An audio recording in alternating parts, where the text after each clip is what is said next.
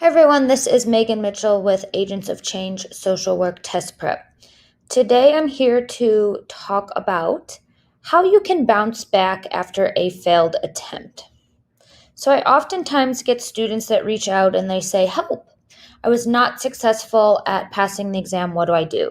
So today's social work shorts is going to focus on some tips and some advice of how you can bounce back, how you can reset, and how you can change your mindset to find success after a missed or a failed attempt on the ASWB exam. So I wanted to start with a quote. You can go ahead and read it. "Success is not final. Failure is not fatal. It is the courage to continue that counts."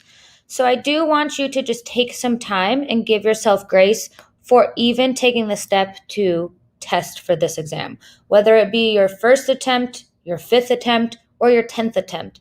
That right there is a success that you took the time to put in the effort to sit for this exam.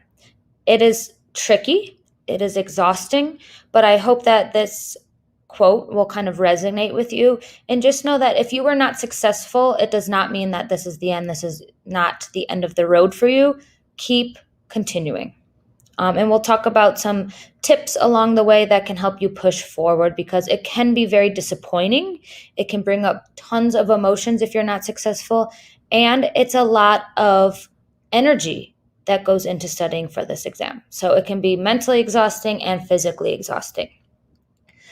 Failing your exam, whatever level of the exam that might be, it can be very discouraging. I've had people that were completely debilitated by not passing. It can bring up so many different emotions, and it can be very stressful and very anxiety provoking. However, take that attempt as a learning experience and use it as an opportunity to set you up for success your next time around. Every time you sit for that exam, it's a learning experience. You should take something away from it. You might have learned something about yourself. You might have learned something about that test that's going to be helpful as you push forward and take it again. So the first thing I suggest, if you did not pass the exam, what do? You're going to first before you start doing anything, is you're going to want to visit the ASWB site to learn about the 90-day waiting period. So if you were not successful, you will have to wait 90 days. There are some exemptions depending on if your job. You read through this page because it's going to give you some information of how long you have to wait, how you register, fees, and all of that. And unfortunately, yes, you will have to pay the fees again. Like I said, all that information you can find on the ASWB. They put out that information for you. So first step, check out this website and learn more about the 90-day waiting period. Okay. So you've taken the exam and you were not successful. What do? You're going to want to think about your knowledge gaps. So as you were taking the exam, was there anything you felt that you were lacking content-wise? What topics did you feel that you were not prepared for? Oftentimes people say, "I saw tons of community questions," or "I saw tons of questions on hospital social work." Make sure you write those down so you don't forget it. And when you get back to restudying, you're going to want to spend extra time on that content you did not feel prepared for the first time around. Also, you get a score sheet when you take the exam, and it's going to break down your score, and it's going to give you the areas that you were strong in and the areas that you were weak in. Use that score sheet. That is a tool. It's going to give you your breakdown. So what were your areas of strengths, or what were your areas of weaknesses? Or do you need to bring up your score in all of those areas? So use that score sheet to determine how you're going to move forward with your studying. So if, say, Unit 1 was an area of weakness for you, next time around, focus more intently on that area, because you're going to want to really make sure that you have the content, application, and reasoning skills to boost up your score in any particular area. So make sure you're covering any topics you felt that you were maybe blindsided by, or that you could have been a little bit more prepared for. What did you see more of than you expected on the exam? I often hear people saying the whole exam, I felt like the whole exam was first, most, next questions. If you know that application and reasoning questions are a challenge for you, make sure you write that down and make that an area of focus as you move forward. Or like I said, maybe there was an area of a certain content area that was something that you did not feel prepared for or you did not expect. Something that you can take as a learning experience from that first attempt is now you know what it's like, right? You know what it's like to go into the testing center. You know what it's like to sit for 4 hours. So make sure that you reflect on that experience and really think about, are there any things, even going into the testing site or on testing day, that maybe you didn't feel comfortable with? What types of questions did you struggle with? Did you notice on the exam you were struggling with those application and reasoning questions? Did you have a hard time distinguishing or weeding out answers on those first, next, and best questions? Most of the time, what I hear from students is that's where they get tripped up. Those first, next, and best qualifier questions. And those require reasoning, critical thinking, reading comprehension. So often those are the most challenging. I will tell you the best way to build confidence in application and recall questions, or application, recall, and reasoning questions, is to practice them.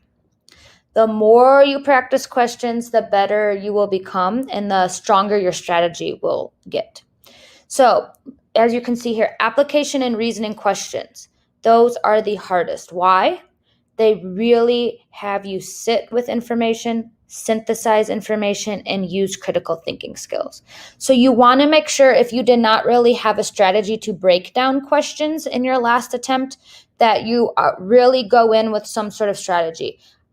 Agents of Change does have a video on the 5 W's. That could be a tool that you use in your studying next time around. So I suggest checking that out. It's just a way to pull out important information to make sure you're not missing anything when you are looking at those application and reasoning questions. So just to sum up here, what did you not feel prepared for? Was there anything that blindsided you? What did you see more of than you expected?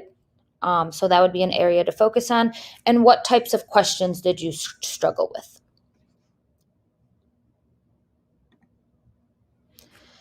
So you're also going to want to evaluate your study approach and materials. And let me just preface this by saying more materials does not equal success. But you do want to think of the following things. Do I have the right or any study materials? I've actually had people that said they did not have any study materials at all. That's going to be pretty challenging, and very few people are going to be able to pass this exam without study materials.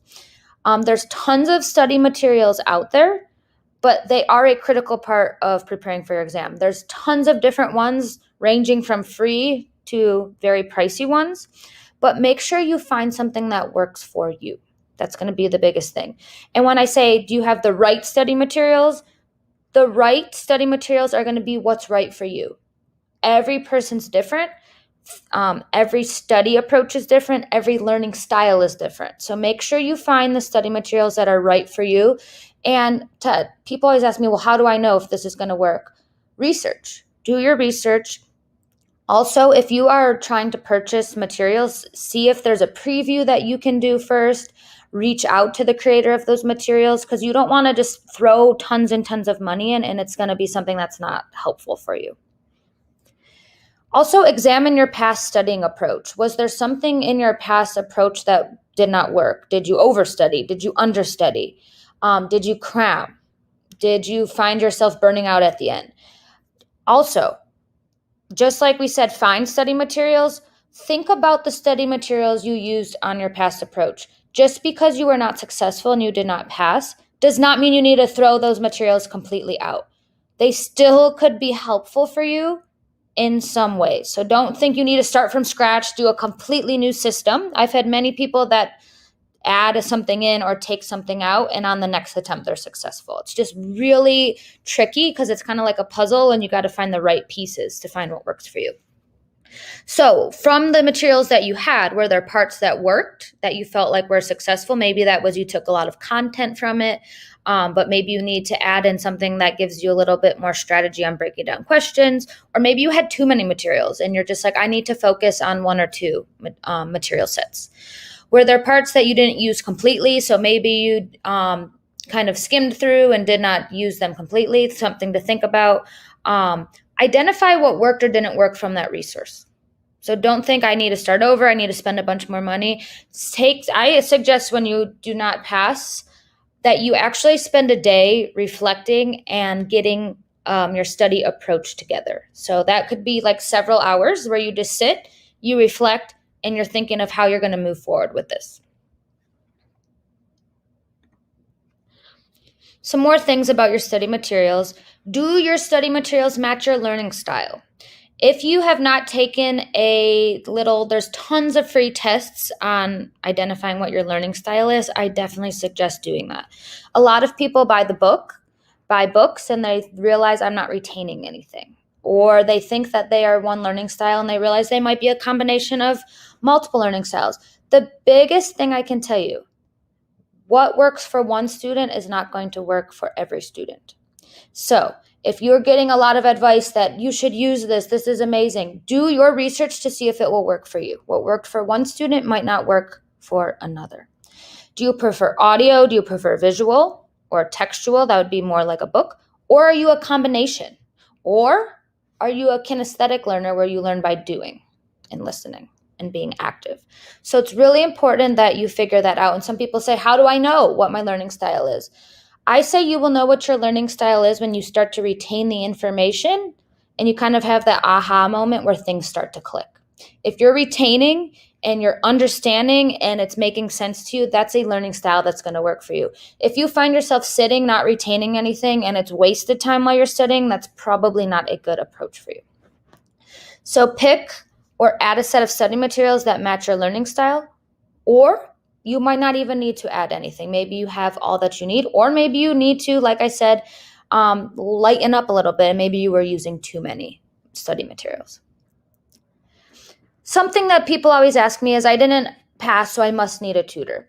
Some people are going to definitely benefit from using a tutor, but what I say is definitely reflect on if you think a tutor will be helpful to you. So oftentimes a few sessions with a tutor can help you see gaps that you might not see. I oftentimes say that a tutor might be helpful if you have taken the exam multiple times and you're not making progress, you're not improving. Because maybe there's something that you're not seeing that a tutor would be able to help you identify. So if you don't feel like you're able to make the progress that you'd like to see by yourself, a tutor might be able to help you jumpstart your progress. Same with study materials. Research, make sure that tutor is going to be the right fit for you, right? If you are selecting a tutor, you definitely can ask questions. What is your learning style? How do you work with students? What can I expect? Once again, different people are going to have different learning styles, so find someone that's going to work best with your learning style. This is something that I find really important. This studying journey and your journey towards licensure is your unique journey. And I know it can be so hard to see all these people. I passed on my first attempt and they show their scores. Every person's different. Every person has areas that they are strong in and they are weak in, and that's in life, right? Some people are going to be great test takers and this is going to be easy for them. Other people, it's going to be a little bit longer journey, but your journey is yours. It's no one else's. So just because you see people using an approach or saying that they passed on their first attempt and use this tool, that does not necessarily mean it's going to work for you. We all prepare for tests differently. We all take tests differently. And also you have to think people have things going on outside of the test, right? Everyone has a different, unique story. Your journey, it's unique to you. So I know it can be hard, but don't try and compare yourself to others. Please don't, because that puts more pressure on yourself. So just know that you are on this journey and it's going to, be different than maybe what you see other people doing. Here is a little advice that I give. A lot of people are on social media. Social media can be a great tool. So I say social media for preparing for these exams can be a blessing and a curse, right? Make sure to do your research. You don't want to just go on Facebook and see someone said this is a great tool and you jump on it and say, I'm going to try it. Only use reputable sources. So you definitely want to research. You definitely want to ask questions.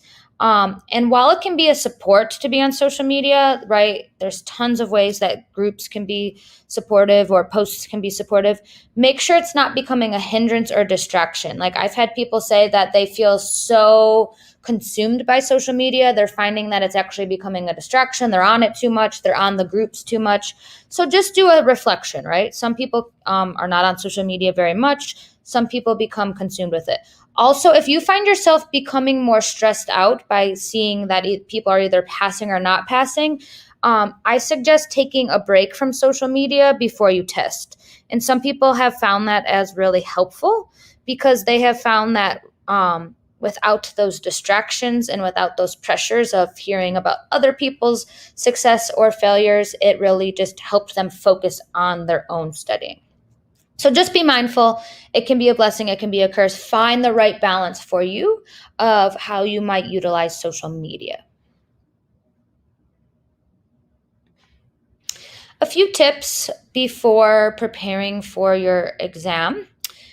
Purchase the ASWB practice test and take it a few weeks before your exam date. If you've never taken the ASWB practice test, I definitely suggest doing that if that was something that was missing from your studies in the previous attempt. Take it as seriously as you would the actual exam. I tell people, use this as a test run. This is your dress rehearsal. So you sit for I always suggest you sit for the full 4 hours. You also should use the practice test or any 4-hour practice test as a way to kind of gauge what's going on in your body. Is your mind starting to wander? How is your timing? How do you feel in your body? Take notes after you take the ASWB practice exam of how you felt. That's going to help you when you go to actual test day because, like I said, it's a dress rehearsal. So for when you're ready for the real thing on the real day, you'll have a little bit more experience that can help ease some anxiety. So pay attention to what areas you need to study before you take the real thing.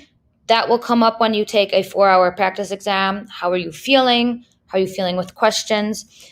If you've already taken the ASWB practice exam, if you go to purchase it again, it's going to be the same test. There's only one version. So just keep that in mind. Some people it's been years since they've taken it, but if you've taken it just maybe a short time ago, just be mindful it will be the same exam. So if you're not wanting to purchase the actual exam again, consider taking another 4-hour practice test. There's tons out there, right? But you want to sit for 4 or so hours and be ready. So if you're not going to take the ASWB official exam, take a full-length practice exam prior to test day. That's going to really, really, really help. And remember, I always say this, a question or a resource that gives practice questions is not a good resource if it does not give you rationales. If it can't explain to you why you got a question right or wrong, that's not going to help you. So you want to make sure you're looking for tests and practice questions that provide rationales. Rationales and questions are so, so, so important. And also reset. This could be your second time taking the exam. This could be your 12th time. When you go into test day, you want to reset as if this is your very first time. Bringing in all that anxiety, all of that mindset from previous exams can be really, really, really hard, and it can actually distract you on test day. So once you've processed your failure, and do take time, a lot of people have to grieve after this, right? So much time, so much effort. After you've processed and learned from it, reset. Starting over fresh. I'm not going to worry about all those past attempts, and don't fixate on it because a lot of people say, I go in and I'm so terrified I'm going to fail again. Go into it, new mindset, go in with confidence, and think this is the first time I've ever entered this exam room. Because like I said, you don't want to be ruminating or thinking about or being anxious about all those past failures. You want to be fresh. So process it and move on. enter the exam as if this was your first time. If I could give any advice, it's just pretend, get into the mindset, this is my first time, and be confident in what you have done this time around to help you be successful.